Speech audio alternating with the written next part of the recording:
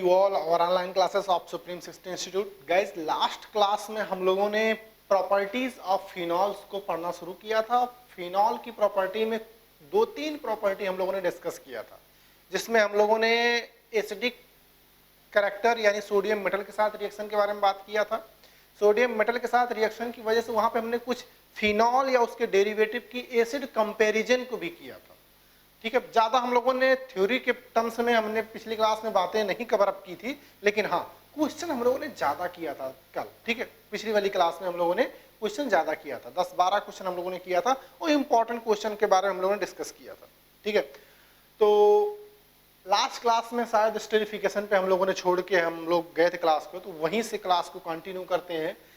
Acid strength या acidic character में हमें कुछ और बातें बहुत ही इंपॉर्टेंट बतानी है आपको, तो थर्ड लिखेंगे एसिड कैरेक्टर, एसिडिक कैरेक्टर बहुत ही इंपॉर्टेंट पार्ट है। एसिडिक कैरेक्टर, फिनॉल की एसिडिक कैरेक्टर के बारे में तो आप इतनी बातें तो अभी तक समझ में आ चुकी है कि फिनॉल भैया एसिडिक होता है। अब लेकिन अब ये बात तो ये भी समझना जरूरी है ना कि एसिडिक होता कितना ज्यादा एसिडिक होता है।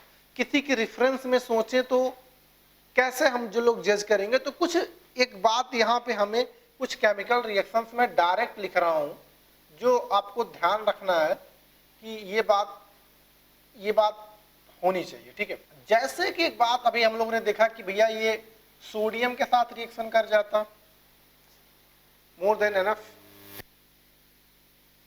साथ रिएक्शन कर जाता है, समझ रहे हैं, सोडियम के साथ ये रिएक्शन कर जाता है, आता है और साथ में हाइड्रोजन गैस लिबरेट करता है। दूसरी बात अगर हम करें तो इसकी रिएक्शन अगर देखें तो NaOH से, NaOH क्या है, एक स्ट्रॉन्ग बेस है। ठीक है, स्ट्रॉन्ग बेस है तो फिनॉल जो है इसके साथ भी रिएक्शन कर जाएगा,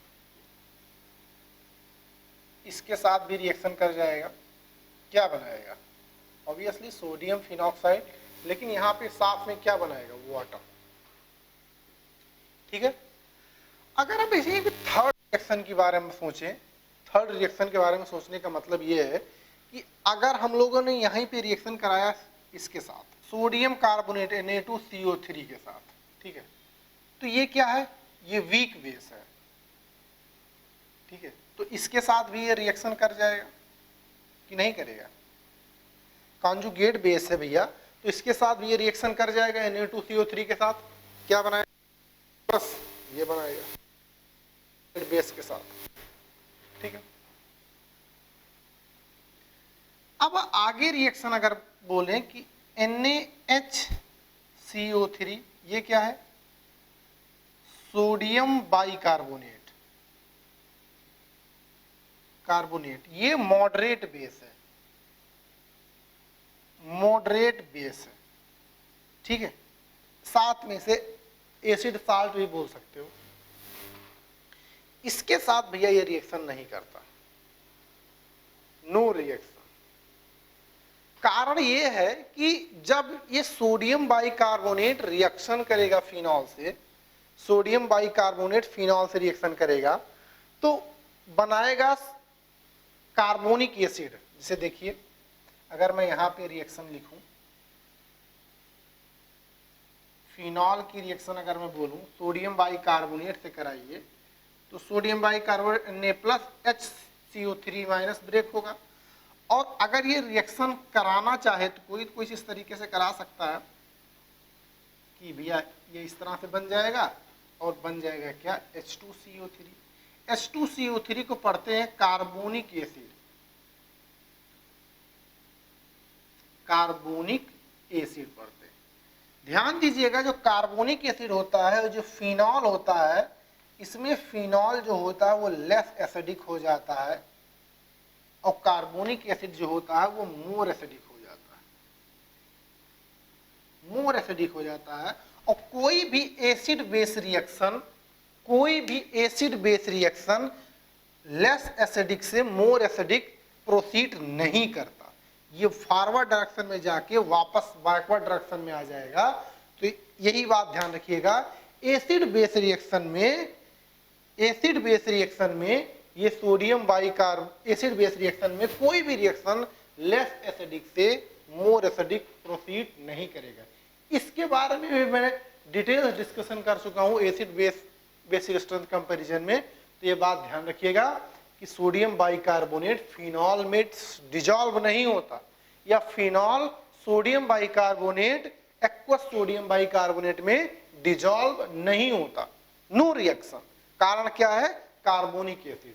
ठीक है, कार्बोनिक एसिड जो होता है वो मोर एसिडिक हो जाता है, इसी वजह से रिएक्शन नहीं होता और बाकी सारे रिएक्शंस हो जाते हैं। अच्छा, ये वाटर क्या है? ये भैया वाटरलेस एसिडिक है।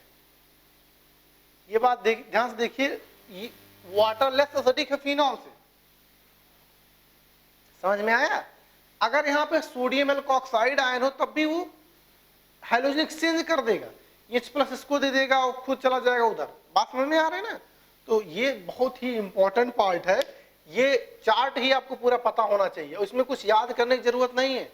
ये रिएक्शन आप जानते हो, ये रिएक्शन जानते हो, बस थोड़ी सी एनालिसिस आप सोडियम बाइकार्बोनेट के बारे में ध्यान रखिएगा। ये सोडियम बाइकार्बोनेट जो एक्वस होता है, सोडियम बाइकार्बोनेट, फिनॉल इसमें डिजॉल्व नहीं होता, मतलब फिनॉल के साथ इसकी रिएक्शन नहीं होती। ठीक है। अच्छा, कार्बोक्सिलिक एसिड के बारे में क्या बोलोगे? मतलब एसिटिक एसिड अगर दिया हो या फिर कोई carboxylic acid, general carboxylic acid हो, क्या उसके साथ भी रिएक्शन नहीं करेगा? नहीं भैया, उसके साथ कर जाएगा। कैसे करेगा? इतनी बात पहले आप नोट कीजिए, फिर उस बात को मैं बताता हूं कैसे रिएक्शन कर जाएगा। अगर रिएक्शन कर जाएगा तो रिएक्शन प्रोडक्ट क्या आएगा। Fine, please note down. Acid के बारे में बता रहा था, जैसे कि आपसे क्या पूछे इस तरह से, जैसे कि अगर मैं कोई इस तरह से रिएक्शन लिख दूं, CH3 C double bond OH, अब इसकी रिएक्शन सोडियम बाइकार्बोनेट से रिएक्शन आसानी से हो जाएगा। सोडियम बाइकार्बोनेट के साथ ये रिएक्शन आसानी से हो जाएगा। समझ रहे हैं? ऐसा क्यों? आप देख लीजिए, Na+HCO3- क्या करेगा? इस एसिडिक H को कैप्चर करेगा जिसके पास है, और आप यहाँ पे sodium salt of acetic acid, और साथ में मिल जाएगा H2CO3, जिसे हम लोग क्या पढ़ते हैं, कार्बोनिक एसिड। ये बात ध्यान रखिएगा, यहां पे ये लेस एसिडिक होता है। लेस एसिडिक होता है किससे? एसिटिक एसिड से। इवेंचुअली कोई भी कार्बोक्सिलिक एसिड एसिटिक एसिड ना हो, कोई भी जनरल एसिड हो, ठीक है, कोई भी कार्बोक्सिलिक एसिड हो, कोई भी कार्बोक्सिलिक एसिड हो, तो वहां पे इसकी रिएक्शन हमेशा आसानी से हो जाती है। और एक बात ध्यान रखिएगा, तो कार्बोनिक एसिड होता है ये भैया अनस्टेबल होता है, ये अनस्टेबल होता है, ये फर्दर H2O और CO2 में डिसोसिएट हो जाता है। ठीक है। कार्बोनिक एसिड का अगर आप स्ट्रक्चर देखोगे तो कार्बोनिक एसिड का स्ट्रक्चर ये होता है। ठीक है, इस तरह से। तो आपको पता है कार्बोनिक एसिड में एक कार्बन पे 2 OH हो नहीं सकते, तो इसी वजह से यहां से वाटर निकल जाता है जो कार्बोनिक एसिड होता है। ठीक है, ध्यान रखिएगा। तो इस तरह से डिसोसिएट हो जाता है। तो इस तरह से क्वेश्चन पूछता है, which of the following is not soluble in sodium bicarbonate. अच्छा, ये जो CO2 होता है, ये CO2 का एक बुलबुलाहट निकलता है जिसे हम पढ़ते हैं एफरविसेंस। एफरविसेंस करके लिखा होता है। एफरविसेंस मतलब समझते हैं, किसी गैस की बुझबुझाहट को एफरविसेंस कहते हैं। तो बोल रहेगा कि कौन सा कंपाउंड सोडियम बाइकार्बोनेट के साथ एफरविसेंस नहीं देगा। तो ध्यान रखिएगा, फिनोलिक ग्रुप नहीं देता। बहुत ही उम्दा क्वेश्चन बनते इस तरह से। अच्छा, एल्कोहल, जैसे कि अभी मैंने रिएक्शन एसिड बेस रिएक्शन से बारे में बात किया, तो ऐसे अगर एक क्वेश्चन मैं आपसे पूछूं, which of the following Which of the following acid base reaction is not possible या not feasible? दोनों लैंग्वेज हो सकता है। ठीक है, और आपके सामने क्वेश्चन इस तरह से आ जाए, C6H5OH plus NaOH, C6H5ONa plus H2O, C option, CH triple bond CH plus NaNH2, CH triple bond CNA, और यहाँ पे अमोनिया, ये बी ऑप्शन है, सी नहीं, C option ROH NaOH RONA plus H2O, last option RCOOH plus NaHCO3 RCOONA plus H2O and CO2। अब आपसे पूछे इसमें से कौन सा रिएक्शन पॉसिबल नहीं है, या which of the following reaction is not feasible. बात समझिए, which of the following reaction is not possible या which of the following reaction is not feasible. Language ऐसे दे देगा और 4 रिएक्शंस आपको लिख के दे दिए जाएंगे। अब इस रिएक्शन में यार जब तक लॉजिकली आप स्ट्रॉन्ग नहीं होंगे, इस तरह के क्वेश्चन को आप करने में सक्षम नहीं होंगे। अब जरा देख के मुझे बताइए इस क्वेश्चन में कौन सा रिएक्शन पॉसिबल नहीं है। तो कभी कभी लगता है यार रिएक्शन तो कैसे देख के बताएं यार कि ये कौन सा होगा कौन सा नहीं होगा, ये क्वेश्चन ही अजीब पूछ लिया गया है, सिलेबस के बाहर है, ऐसा कभी तो हमने पढ़ा ही नहीं है। ये सारी बातें, ऐसी सारी भावनाएं दिमाग में आती रहती हैं एग्जाम हॉल में, ठीक है। लेकिन ये माय डियर एसिड बेस की बेस पे थ्योरी पे ये क्वेश्चन बेस्ड है। हमेशा लॉजिक, जब एसिड बेस रिएक्शन का क्वेश्चन पूछा जाए तो आप एक बात ध्यान रखिएगा, इसका की पॉइंट ध्यान रखिएगा। उसका की पॉइंट क्या होगा एसिड बेस रिएक्शन में, कि कोई भी रिएक्शन हमेशा एक फॉर्मेट में होता है एसिड बेस रिएक्शन में, लेस एसिडिक से प्रोसीड करती है, मोर एसिडिक से प्रोसीड करती है लेस एसिडिक, मोर एसिडिक से लेस एसिडिक, ये रिएक्शन प्रोसीड करती है। बैकवर्ड डायरेक्शन में पॉसिबल नहीं है, ये वापस जो बैकवर्ड डायरेक्शन में है ये पॉसिबल नहीं है, ठीक है। यही एसिड बेस रिएक्शन थ्योरी की सबसे खास बात है। अब जरा देखिए फिनॉल और अल्कोहल में फिनॉल और वाटर में कौन ज्यादा एसिडिक है? फिनॉल। तो पहला वाला तो पॉसिबल है, ठीक है। अरे भैया जब वाटर जो है अल्कोहल से ज्यादा एसिडिक होता है, अल्कोहल फिनॉल से ज्यादा एसिडिक, वाटर से ज्यादा एसिडिक फिनॉल से। कारण क्या है? कॉन्जुगेट फिनॉक्साइड आयन ज्यादा रेजोनेंस स्टेबलाइज होता है। एसिटिलीन और अमोनिया में कौन ज्यादा एसिडिक है? बहुत ही बारीक बातें हैं, बहुत ही महीन बातें हैं, हमने आपको बताई है। एसिटिलीन भैया ज्यादा एसिडिक होता है अमोनिया से, तो ये भी रिएक्शन हो जाएगा।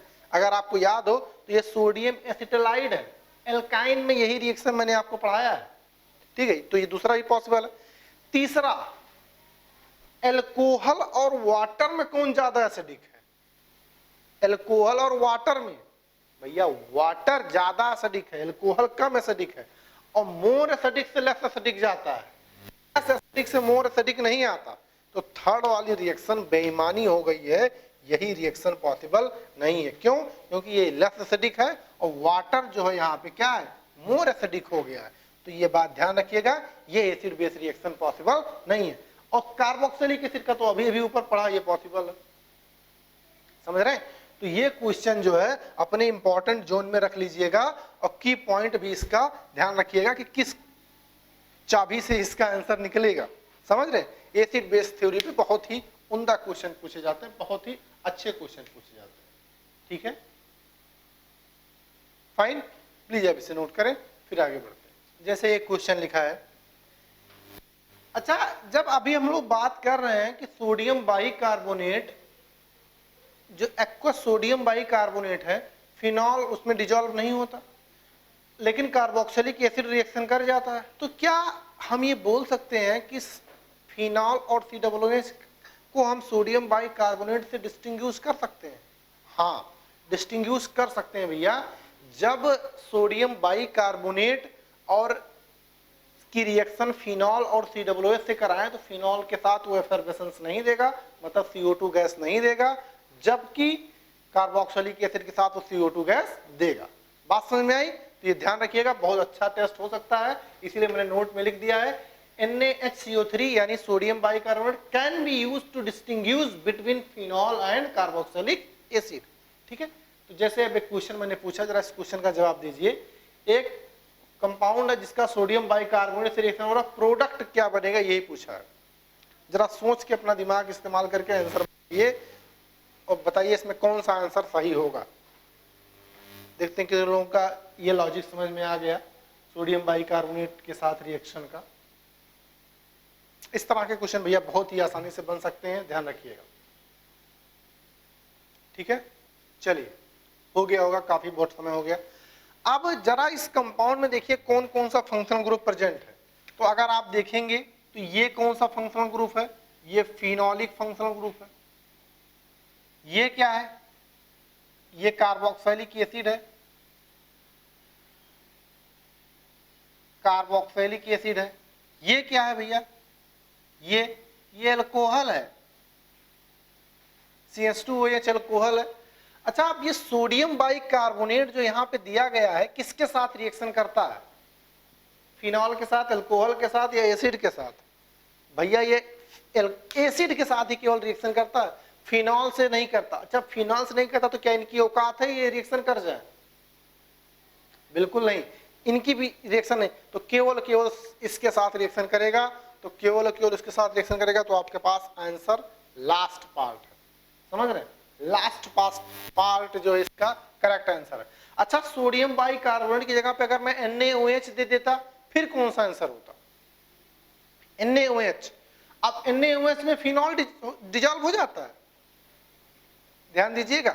NaOH में जो है फिनॉल जो डिजॉल्व हो जाता है, रिएक्शन अभी किया, और COOH भी जब फिनॉल ही रिएक्शन कर जाएगा तो भैया ये क्यों नहीं करेगा?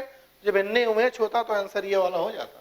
लेकिन अल्कोहल रिएक्शन नहीं करेगा। अभी हम लोगों ने एक रिएक्शन किया कि अल्कोहल जो है NaOH से रिएक्शन नहीं करता। कारण वही है कि अल्कोहल NaOH से रिएक्शन करके वाटर देगा जो ज्यादा एसिडिक होगा। तो इस तरह के क्वेश्चन जो है एसिड बेस पे क्वेश्चन आ जाते हैं और फ्रीक्वेंटली आ जाते हैं, आइडिया तक नहीं लगता है कि क्वेश्चन कहाँ से पूछा गया है। ठीक है, तो प्लीज आप इसे नोट करें, फिर आगे बढ़ते। जब हम लोग इतनी बेहतरीन डिस्कशन कर ही रहे हैं, इतनी उम्दा बातों को सीख रहे हैं, तो एक क्वेश्चन और सीखने में क्या हर्ज है? अब बोला गया यहाँ पे, इस बार ये नहीं बोला गया कि रिएक्शन करेगा कि नहीं करेगा, इन्होंने बोल दिया कि रिएक्शन कर रहा है। इन द फॉलोइंग रिएक्शन, एक रिएक्शन कर रहा है, बेंजोइक एसिड की रिएक्शन सोडियम बाइकार्बोनेट से, कह रहे हैं P बन रहा है प्लस साल्ट बन रहा है। ठीक है, साल्ट मतलब वही सोडियम का साल्ट, P बोल दिया, P एक गैस है। और यहाँ पे जो सोडियम का बाइकार्बोनेट में स्टार देख रहे हैं, यहाँ बोला गया here C star is isotopic C14, carbon का C14 वाला कार्बन इसमें यहाँ पे है। ठीक है, अब गैस जो निकल रहा है वो गैस क्या है? CO2 है, जिसमें आइसोटोपिक कार्बन नहीं है, मतलब CO2 ये वाला CO2 है, या CO2 है जो आइसोटोपिक कार्बन कंटेन करता है, या कार्बन मोनोऑक्साइड है, या ऑक्सीजन है। ठीक है, अब जितने अच्छे स्टूडेंट होते हैं जिन्होंने अच्छे से समझ के रखा है, वो इन दोनों ऑप्शन को तुरंत डिस्कार्ड कर देंगे, कहेंगे ये दोनों ऑप्शन तो हमारे रेंज का नहीं है, क्योंकि हमने पढ़ रखा है कि sodium bicarbonate CO2 gas release करता। लेकिन उन अच्छे बच्चों को भी तभी आंसर मिलेगा जब उन्हें अच्छे से इसकी रिएक्शन पता होगी, क्योंकि रिएक्शन में CO2 कहां से आता है इस बात पे भी इंपॉर्टेंट क्वेश्चन बनते हैं। और ये बात तभी पता होगी जब वो रटा नहीं होगा, रटंत विद्या नहीं उसके पास होगी, उसने रिएक्शन प्रोसेस से किया होगा। ठीक है, और रटने वाला काम तो हम लोग कभी करते ही नहीं, सीखते हैं, अंदर की बात जानते हैं, ताकि कभी हमारे साथ एग्जामिनर हमारे दिमाग के साथ छेड़छाड़ ना कर सके। चलिए, तो सोल्यूशन की तरफ बढ़ते हैं। पूरी बेसिक से हमने सोल्यूशन पहले भी करा रखा है। तो जो कार्बोक्सिलिक एसिड होता है कुछ इस तरह से कार्बोक्सिलिक एसिड है। ठीक है, कार्बोक्सिलिक एसिड जो है कुछ इस तरह से है। अब जो सोडियम बाइकार्बोनेट है NaHCO3, इसी के साथ आइसोटोपिक कार्बन है, ये जब रिएक्शन करता है तो कैसे करता? यहाँ पे H ये माइनस और ये प्लस, और क्या करता है, ये एसिडिक H को ये कैप्चर करता है। एसिडिक H को जब कैप्चर करेगा तो बनाएगा H2CO3 और साथ में sodium salt of benzoic acid. ठीक है, तो ये साल्ट बन गया, तो इससे हमें मतलब नहीं है, बाई प्रोडक्ट साल्ट है। अच्छा, जो HCO3 था उसके पास जब H आया तो H2CO3 हो गया, यानी आइसोटोपिक कार्बन यही है। और भैया H2CO3 जो कैसे एग्जिस्ट करता है, H2CO3 एग्जिस्ट करता है C यहाँ पे OH, इसका स्ट्रक्चर ऐसे तो होता है, ये अनस्टेबल होता है, मैंने आपको बताया है ये अनस्टेबल होता है, वो ऐसे एग्जिस्ट नहीं करता, तो वहां से वाटर रिलीज होता है, ये H और ये OH मिलके H2O रिलीज कर देते हैं, और भैया आइसोटोपिक कार्बन का जो सिंबल है इसी के साथ बना रहेगा, और ये CO2 गैस निकलेगा। तो आप देखिए जो CO2 गैस निकलता है वो कार्बोक्सिलिक एसिड का CO2 नहीं होता, कार्बोक्सिलिक एसिड का CO2 नहीं होता, वो तो साल्ट में बना रहता है। CO2 जो आता है वो बाइकार्बोनेट वाले कार्बन का पार्ट रहता है। तो अब आपका आंसर बहुत ही आसानी से आपने इसे निकाल लिया, कौन सा ऑप्शन होगा, बी ऑप्शन होगा। हर बात को बहुत ही बारीकी से समझना बहुत जरूरी है, ये क्वेश्चन ऐसा है नहीं कि किसी एग्जाम में पूछा ना गया हो, हर एग्जाम में क्वेश्चन पूछा जाता है, ठीक है। तो आई होप कि अब आपको इसमें कोई संदेह होगा नहीं, अब इसमें आपसे कोई संदेह होगा नहीं, ठीक है। अच्छा, अब जब बात इतनी बेहतरीन हो ही रही है तो ये क्वेश्चन खत्म हुआ ना, ठीक है। अब ये क्वेश्चन अगर खत्म हो गया है तो मैं एक क्वेश्चन और पूछ लेता हूं, एक क्वेश्चन और पूछ लेता हूं। कौन सा क्वेश्चन पूछ लेता हूं, इसे हटा दूं, चलो इसे मैं हटा देता हूं ताकि मैं बिना देरी के क्वेश्चन पूछ सकूं। चलिए, मैं पूछ रहा था कि जब इतनी बातें हो ही रही हैं तो एक बात अगर यहाँ पे और क्यों ना हो जाए, इन द फॉलोइंग रिएक्शन, ठीक है। अब जरा देखिए, फिनॉल नहीं है, NO2 लग गया। अच्छा, NO2 लग गया तो फिनॉल के कंपेयर में इसकी एसिड स्ट्रेंथ बढ़ गई, बढ़ गई, अच्छा बढ़ गई। इन्होंने HCO3 के साथ रिएक्शन करा के बोला P बन रहा गैस, इसके साथ रिएक्शन करा के Q बन रहा गैस। अच्छा, इन्होंने बोला रिएक्शन हो रहा है, तो वहां पे ज्यादा ज्ञान का प्रदर्शन एग्जाम में नहीं करेंगे कि सर फिनॉल का तो रिएक्शन होता नहीं, फिनॉल का रिएक्शन होता नहीं, हम रिएक्शन करें कैसे, करें कैसे।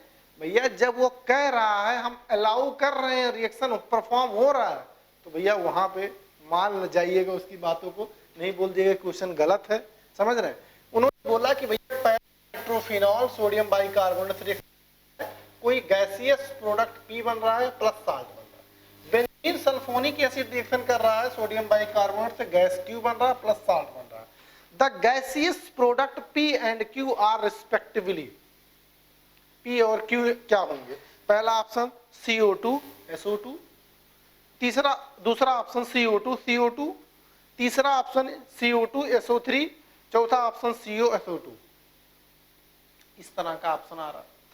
अब इस तरह के क्वेश्चन करने में मैं आपको यकीन के साथ कह रहा हूं, अच्छे अच्छे बच्चों की जान अटक जाती है, अच्छे अच्छे बच्चों की जान। किसी से पूछ लेना जो आपके पास बहुत धुरंधर पढ़ने वाला आपके साथ हो, इस तरह के क्वेश्चन करने में वो कंफ्यूज टाइप का हो जाएगा।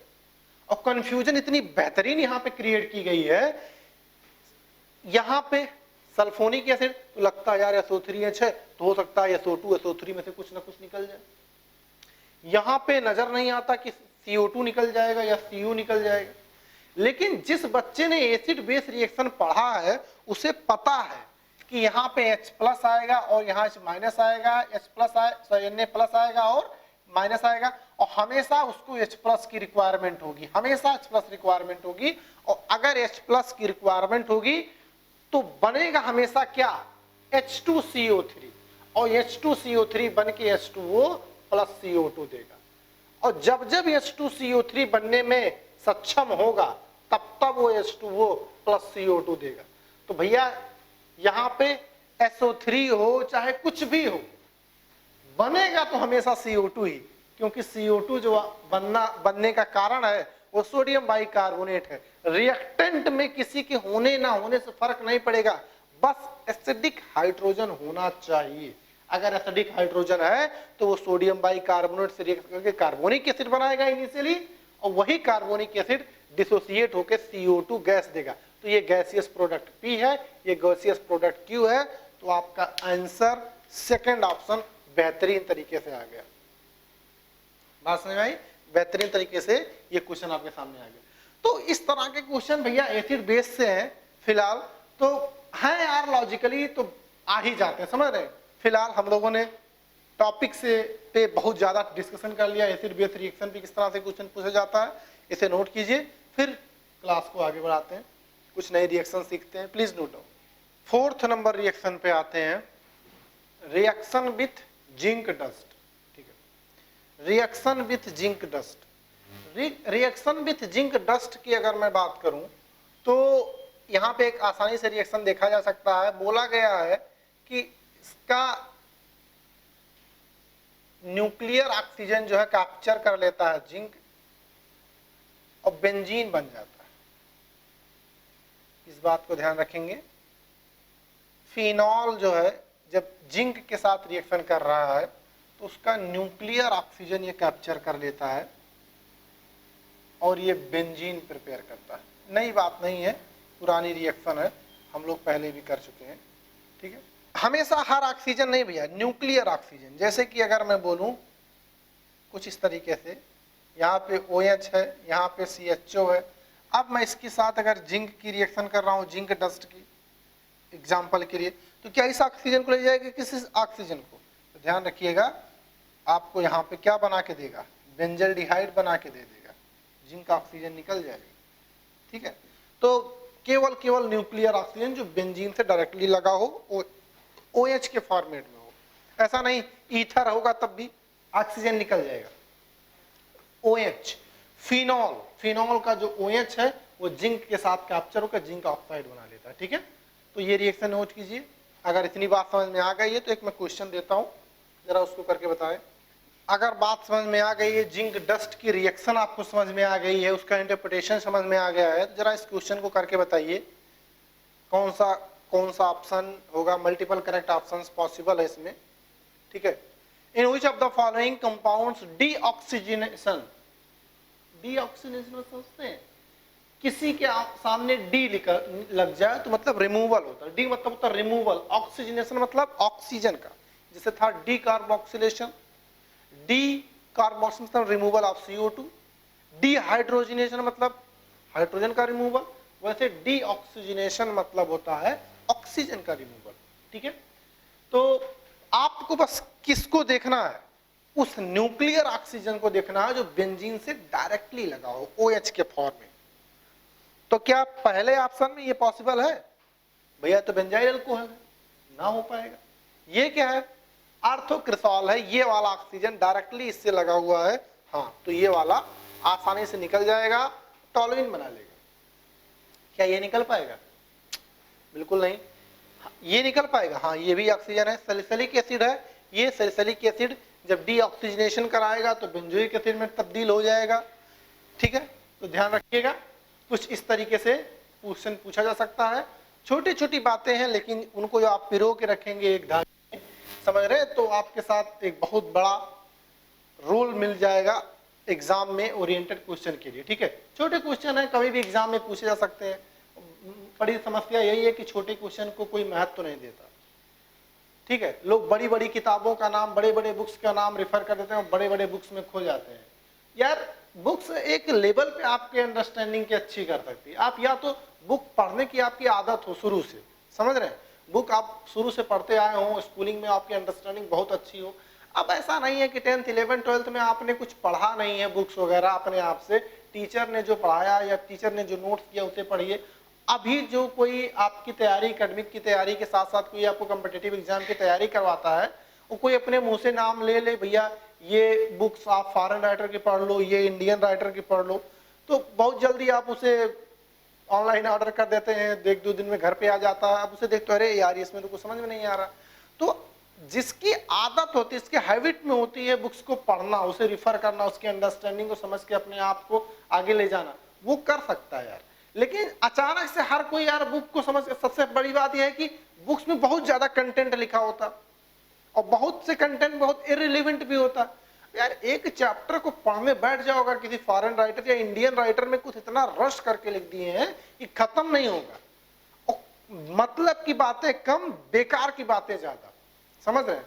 तो अभी यार मैं बस यही कहूंगा कि आप अभी बुक्स वगैरह में ज्यादा इंटरेस्टेड मत हो, ठीक है, खासकर जब आप 12th पास आउट हो चुके हो तब भैया, क्योंकि अब आपके पास समय नहीं होता अपने आप पे एक्सपेरिमेंट करने का कि चलो ये भी बुक कर लें, ये भी बुक कर लें, जब आपने पहले कभी कर ना रखा हो। फाउंडेशन वालों के लिए मैं हमेशा कहता रहता हूँ भैया बुक्स आप कोई ना कोई 1-2 बुक आप लगा सकते हैं, उनके पास आपके पास 2 साल का समय है, समझ रहे हैं। तो यार हम लोग हैं ना, दुनिया भर की बुक्स पढ़ लिख के यहाँ पे तो उड़ेल रहे हैं, ठीक है, सारी ज्ञान जो है हम लोगों ने ले लिया है जो आपकी जरूरत की है। लास्ट के 42 साल आईआईटी का पेपर भी हमने बहुत ही अच्छे तरीके से ऑब्जर्व किया, उसको एनालिसिस किया है। नीट ओएम्स के पास्ट ईयर के पेपर को हमने ऑब्जर्व किया, देखा कि क्या ट्रेंड होता, क्या पूछते हैं। तो मैं जो आपने देखा होगा क्लास में जो मैं बातें करता हूँ, जेई वाले भी ऑब्जर्व कर पा रहे हो, नीट वाले, मेरा फोकस होता है कि क्या क्वेश्चन पूछा गया, क्या पूछा जा सकता है, समझ रहे हो। और ये बात मैं ऐसे हवा हवाई नहीं बोलता हूँ यार, ये मेरा पूरा 42 साल का जो आईआईटी ने पूछा वो यहाँ पे फ्रेम करके रखता हूँ। 42 साल का आईआईटी ने जो पूछा वो दिमाग में मैं रख के कहता हूँ यार उस साल तो ऐसे पूछा था, इस साल ऐसे हो सकता है, तो वैसे क्वेश्चन मैं यार यहाँ पे कराता हूँ। वैसे ही क्वेश्चन मैंने फ्रेम करके उसी लॉजिक पे आईआईटी की थॉट पे बिल्कुल एकदम जाके उनके आसपास सोच के मैंने असाइनमेंट भी डिजाइन किया है और उसी बेस पे मैं टेस्ट भी क्लास में कराता हूँ। तो जितने बच्चे यार पास्ट ईयर से हमारे साथ हैं या फिर जो पास आउट हो चुके हैं उनसे जाके पूछिए, वो बताएंगे बेहतर कि जितनी बातें करता हूँ यार वो कितनी रिलेवेंट होती है, और आप खुद ही आइडिया लगा पाओगे। एग्जाम आने वाला 1 वीक की बात है, ठीक है, तो आप ट्रस्ट कीजिए सामने वाले पे और बस उसी हिसाब से आप काम करना शुरू कर दीजिए, ठीक है। चलिए, तो आई थिंक ये बातें काफी हो गई, ये खत्म हुआ तो इसे हटाता हूं, फिर आगे बढ़ते हैं। हाँ, एक रिएक्शन यार मैं स्किप कर रहा हूं, यहाँ पे लिखा नहीं रहा हूं, याद है आपको हाइलो एल्केन्स में एक मैंने फिनॉल की रिएक्शन ऐसे करके लिखाया था, बस आपको देख लेना, लिखना नहीं है। और फिनॉल की रिएक्शन में मैंने यहाँ पे लिखाया था भैया PCl3 या PCl5 या HX या SOCl2 या HCl प्लस ZnCl2, इस सब के साथ मैंने एक रिएक्शन कराया था, बोला था भैया हाइलोएरिन्स इससे नहीं बनता, ठीक है। तो ये भी OH जैसे तो ये रिएक्शन एक्सपेक्ट किया जाता है, ठीक है। तो ध्यान रखना इसका OH हटाना पॉसिबल है, इसी वजह से ये सारे रिएक्शन यहाँ पे नहीं होता, ठीक है। तो ध्यान रखना इसमें कि ये सारे रिएक्शन इस तरीके से पॉसिबल नहीं है, ठीक है।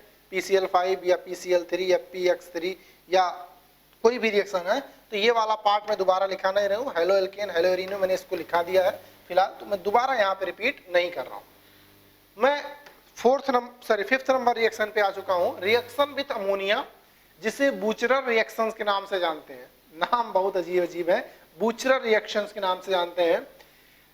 नाम बहुत ज्यादा इंपॉर्टेंट नहीं है क्योंकि आपके पास या आसपास नाम इसका कहीं नजर नहीं आया मुझे, ठीक है, और कभी नाम से रिलेटेड क्वेश्चन आया ही नहीं। लेकिन हाँ, रिएक्शन जो है थोड़ा सा प्रीटी इंपॉर्टेंट है कि फिनॉल रिएक्ट विथ, जेन्युइन नहीं है ना इसलिए थोड़ा सा इंपॉर्टेंट है।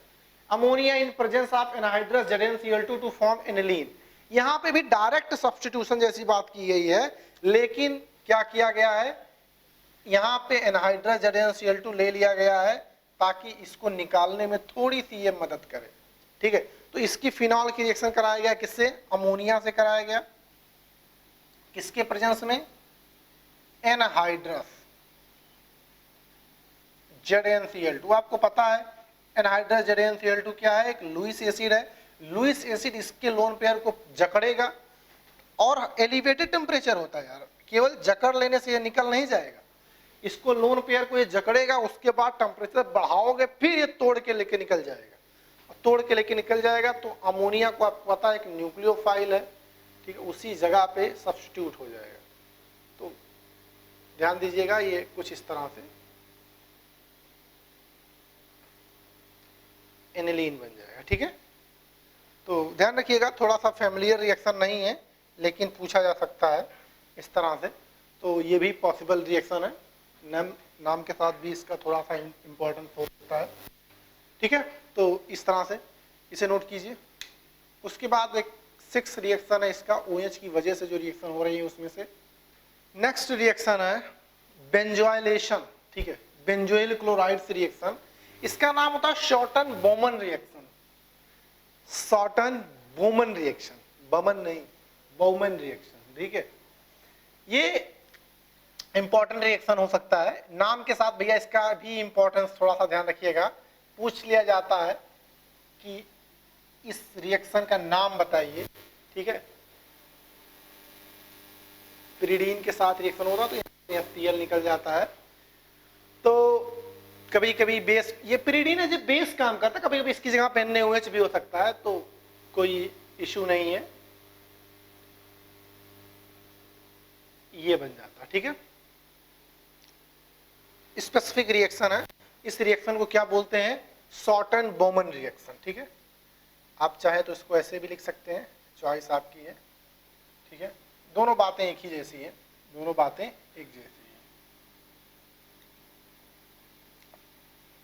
NaOH नाम बस ध्यान रखना, इसका नाम क्या था, फेनिल बेंजोएट इसे लिख सकते हो, फेनिल बेंजोएट, ठीक है। शॉर्टन बोमन के नाम से इस रिएक्शन को जाना जाता है, ठीक है। प्लीज आप इसे नोट करें, फिर आगे बढ़ते हैं।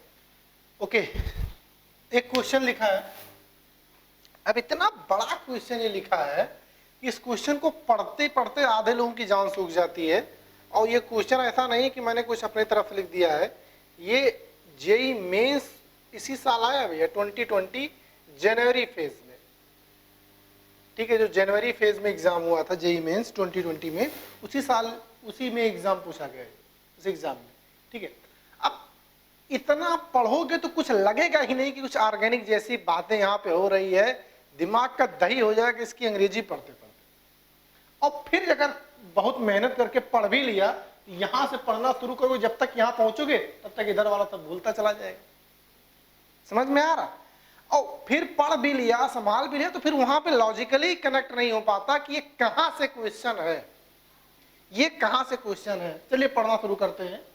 A solution of metachloroaniline, metachlorophenol and metachlorobenzoic acid, तीन इन इथाइल एसीटेट, मतलब इथाइल एसीटेट में ये तीनों रखे गए हैं, was extracted initially with saturated solution sodium bicarbonate to give a fraction A. The leftover organic phase was extracted with dilute NaOH solution give fraction B. The final organic layer was labeled as fraction C. The fraction A, B, C contain respectively. ये पढ़ा, कुछ समझ में आया? चलिए मैं समझाता हूं। बोला गया है, ठीक है, मैं यहां पे थोड़ा सा लैंग्वेज, जो लैंग्वेज लिखा गया इसको, लैंग्वेज को यहां पे मैं समझाता हूं। बोल दिया गया है कोई फ्रैक्शन A है, ठीक है, कोई कंपाउंड A है, प्लस कोई कंपाउंड B है, प्लस कोई कंपाउंड C है, तीन कंपाउंड है। अब A, B, C यहां पे नाम नहीं दिया गया है, ये तीनों में से कोई A हो सकता है, कोई B हो सकता है, कोई C हो सकता है, बस इन्हीं तीनों में इन्हें बोला गया, फ्रैक्शन किया गया, मतलब समझ रहे हैं ना, जिसे आपको अलग किया गया हो, डिस्टिलेशन जिसे कहते हो ना, उसे अलग किया गया हो। तो बोला गया कि पहले NaHCO3 से रिएक्शन किया गया, बोला गया ना सैचुरेटेड सॉल्यूशन ऑफ NaHCO3, तो कोई कंपाउंड A आ जाता है फ्रैक्शन में, मतलब ये कंपाउंड अलग हो जाता है, और बाकी जो है अलग बच जाता है। कौन सा बच जाता है? B बच जाता है, प्लस C बच जाता है, प्लस C बच जाता है। और इस B प्लस C को रिएक्शन कराते हैं किससे? डाइल्यूट NaOH से, तो कोई कंपाउंड B अलग हो जाता है, और फिर आखिरी में बच कौन जाता है? बच जाता है C बच जाता है। स्टेप बाय स्टेप कह रहा है, जब इन तीनों को सोडियम बाइकार्बोनेट से रिएक्शन कराया तो A फ्रैक्शन मतलब हुआ, मतलब ये सॉल्युबल हुआ, तभी तो उसका फ्रैक्शन आया, और बाकी ये दोनों इनसॉल्युबल रहे। फिर जो बचे हुए दो कंपाउंड बचे, उसको NaOH में रिएक्शन किया गया, फ्रैक्शन B आया, तो मतलब B सॉल्युबल है, C इनसॉल्युबल है, तो वही बोल रहा है क्या? फाइनल ऑर्गेनिक लेयर, कौन लेयर डिजॉल्व नहीं होगा वही तो लेयर बचा रहेगा, लेयर लेबल सी, मतलब जो सी है वो डिजॉल्व नहीं होता, फाइनल तक कंपाउंड में बचा रहता, ये बोलना। कुछ अब समझ में आया इस लैंग्वेज को जब मैंने कुछ उस डायग्राम में रिप्रेजेंट किया? ठीक है, चलिए अब मैं क्या करता हूं, लैंग्वेज को हटा देता हूं। ठीक है, अगर आपने क्वेश्चन लिख लिया हो तो मैं यहां से सामने से हट जा रहा हूं, क्वेश्चन लिख लीजिए, क्योंकि अब मुझे जगह चाहिए, स्पेस चाहिए, तब मैं इसको रब करूंगा, फिर मैं सोल्यूशन की तरफ बढ़ पाऊंगा। ठीक है, चलिए ठीक है, मैं हटाता हूं इसे हटाता हूं, मुझे नया स्पेस चाहिए, इसी वजह से इसको मैं हटाऊंगा, और मैं जो यहां पे लैंग्वेज लिखा है उसी लैंग्वेज को फाइनली मैं स्ट्रक्चर के साथ लिखूंगा, तब आपको थोड़ा सा बेहतर समझ में आएगा। पहला था आई थिंक मेटाक्लोरोएनिलीन, ठीक है, मेटाक्लोरोएनिलीन, ये था एक कंपाउंड। दूसरा कंपाउंड था मेटाक्लोरोफिनॉल, मेटाक्लोरोफिनॉल ये था, और शायद तीसरा था मेटाक्लोरोबेंजोइक एसिड, ये तीन थे ये। अच्छा, इन तीनों कंपाउंड को सबसे पहले रिएक्शन कराया गया, तो दो रिएक्शन पाथ यहां पे हुआ, एक ये सॉल्युबल था जो फ्रैक्शन बी निकल के आ गया है, और जो इनसॉल्युबल होगा वो सॉरी फ्रैक्शन जो है वो ए निकल के आया, जो इनसॉल्युबल होगा वो बी और सी बच जाएगा।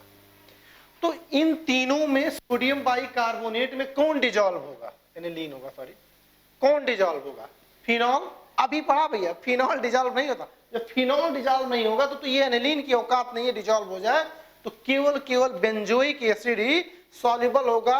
तो यानी ए जो आपका निकल के आया वो क्या आया, बेंजोइक एसिड आया, मेटाक्लोरोबेंजोइक एसिड, मेटाक्लोरोबेंजोइक एसिड, ये ए आया। अच्छा, बी और सी में से अभी भी मुझे पता नहीं है बी और सी कौन है, लेकिन ये मुझे पता चल गया पक्का कि बी और सी में से यही दोनों, कोई बी होगा कोई सी होगा, क्योंकि ये दोनों रिएक्शन नहीं करेंगे सोडियम बाइकार्बोनेट से।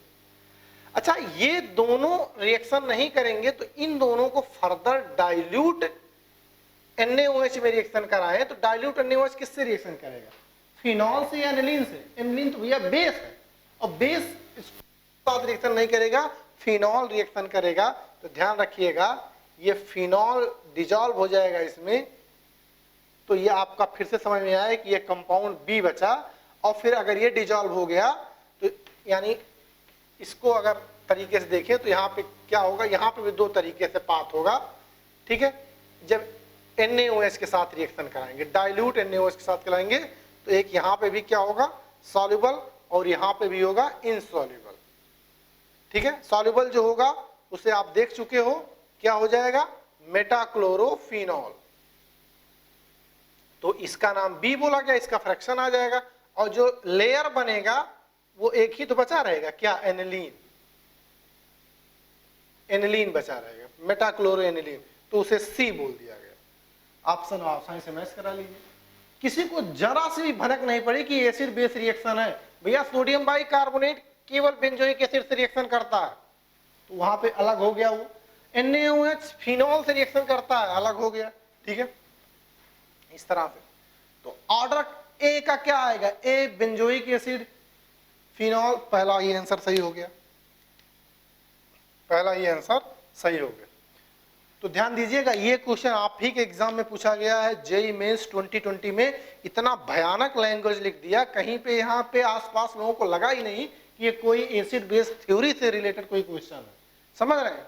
तो इस तरह का एक लैंग्वेज कहानी आ सकता है, जो अलग अलग तरीके से ट्रीट किया गया, तो अलग अलग वे में इसे हम फिगर आउट कर पा रहे हैं। ऐसा नहीं है कि अभी हाल ही में पूछा गया, पहले भी पूछे गए हैं, समझ में आया, पहले भी क्वेश्चन पूछे गए हैं। कैसे पूछे गए जरा करते हैं, इसे नोट कीजिए, फिर एक क्वेश्चन और मैं लिखता हूं। ओके, एक क्वेश्चन जैसे ये दिया गया है, ठीक है, ये भी भैया IIT एडवांस में आया था ये, ठीक है, IIT एडवांस 2010 में आया था, मैं GOC में भी करा चुका हूं, यहां भी करा रहा हूं, क्योंकि अभी वही कहानी चल रही है, मिलती जुलती स्टोरी है, तो आसानी से कर पाओगे। amongst the following the total number of compounds soluble in aqueous NaOH। Integer type का क्वेश्चन था, यहां पे आया था। ये जो आपके सामने कंपाउंड्स दिए गए हैं, ठीक है, इन कंपाउंड में कितने ऐसे कंपाउंड हैं जो NaOH में सॉल्युबल है, NaOH में सॉल्युबल है, एक्वस NaOH में सॉल्युबल है। ध्यान दीजिएगा, एक्वस NaOH में, यही बात आपको ध्यान रखना है। एक्वस NaOH में डिजॉल्व पूछा है, ठीक है, एक्वस NaOH। बात समझ में आ रही? कुछ समझ में आ रहा दिमाग में? इंटीजर टाइप का आंसर हो सकता है। आपको पता है कि NaOH किससे रिएक्शन करता है? अल्कोहल से रिएक्शन नहीं करेगा, फिनॉल से रिएक्शन करेगा और एसिड से रिएक्शन करेगा। क्यों? क्योंकि यहाँ पे लॉजिक क्या है? लॉजिक हमें यही एक ही बात हमें समझ में आनी चाहिए कि जो रिएक्शन पाथ है वो मोर एसिडिक से, रिएक्शन पाथ हमेशा मोर एसिडिक से लेस एसिडिक जानी चाहिए अगर एसिड बेस रिएक्शन होना है। रिएक्शन मोर एसिडिक से लेस एसिडिक, समझ रहे हैं? अच्छा एक बात बताइए, बेंजोइक सॉरी ये बेंजोइक एसिड नहीं है, कार्बोक्सिलिक एसिड से रिएक्शन कर जाएगा? हाँ, कार्बोक्सिलिक एसिड से कर जाएगा, साल्ट बनाएगा, वाटर बनाएगा, तो भैया ये सॉल्युबल होगा। Phenol obviously phenoxide ion and water, phenol water से ज्यादा एसिडिक होता है ये। इसमें जरा देखिए, एक ईथर है, एक अल्कोहल है, ना ही ईथर सॉल्युबल होगा ना ही अल्कोहल। बात समझ है? क्यों? क्योंकि अल्कोहल से जब ये रिएक्शन करेगा तो वाटर बनाएगा और वाटर ज्यादा एसिडिक होता है अल्कोहल से, तो ज्यादा एसिडिक नहीं, मोर एसिडिक से लेस एसिडिक होना चाहिए, लेस एसिडिक से मोर एसिडिक नहीं होना चाहिए, तो वो रिएक्शन नहीं करेगा। छोटा सा फिनॉल ये रिएक्शन कर जाएगा, ये नैप्थोलिक एसिड ये भी रिएक्शन कर जाएगा। तो टोटल जो यहाँ पे आंसर आपका इंटीजर टाइप में आ रहा है वो क्या आ रहा है? 4। ठीक है, तो ये 4 आंसर इस क्वेश्चन का करेक्ट आंसर। बात समझ में है? ठीक है, कोई परेशानी नहीं होनी चाहिए। फाइन, चलिए इसे नोट कीजिए आराम से, फिर मैं इसे हटाता हूं, कुछ और क्वेश्चन लिखता हूं। ओके, तो आज की क्लास फाइनली खत्म रखते हैं। अगली क्लास में हम लोग अब reaction due to benzene ring की बात करेंगे। आज मैं शुरू नहीं करना चाहता क्योंकि बहुत बेहतरीन बातें उसमें होने वाली है, बहुत डेप्थ में बातें होने वाली हैं, तो मैं डेप्थ में बातें के लेके मैं थोड़ा सा छोड़ के थोड़ा सा आगे बढ़ के नहीं चलना चाहता कि आधे पे खत्म करके अगली क्लास में करूंगा, तो वहीं से अगली क्लास में कंटिन्यू करेंगे। एक क्वेश्चन मैं जाते जाते फिर से आपको मैं देते हुए जा रहा हूं। Amongst the following the total number of compounds soluble in aqueous NaOH is P and soluble in aqueous NaCO3 Q, then the value of P minus Q। ये जितने कंपाउंड मैंने दे रखे हैं इसमें से P number of P compound ऐसे जो NaOH में सॉल्युबल है और Q नंबर ऑफ कंपाउंड है जो NaCO3 में डिसॉल्व है। P माइनस Q आपको बताना है यहाँ पे कैलकुलेट करके P माइनस Q की वैल्यू क्या है। ठीक है, बहुत ही अच्छा क्वेश्चन है, बहुत सारे कॉन्सेप्ट आपको आपके यहाँ पे ये क्लियर कर देगा। ठीक है, तो आज की क्लास इतने रखते हैं गाइस। अगली क्लास में हम लोग बहुत ही इंपॉर्टेंट यानी नाइट्रेशन पढ़ेंगे। आपको याद है पिक्रिक एसिड की फॉर्मेशन वगैरह पढ़ेंगे, 2, 4, 6 हेलो कंपाउंड पढ़ेंगे, व्हाइट प्रेसिपिटेट जिसका आता, मतलब बहुत बहुत बहुत ज्यादा इंपॉर्टेंट होने वाला अगली क्लास। ओके गाइस, तो आज की क्लास इतने रखते हैं, मुलाकात होगी अगली क्लास में कुछ नए रिएक्शन के साथ। तब तक के लिए take care, bye bye, thanks for watching.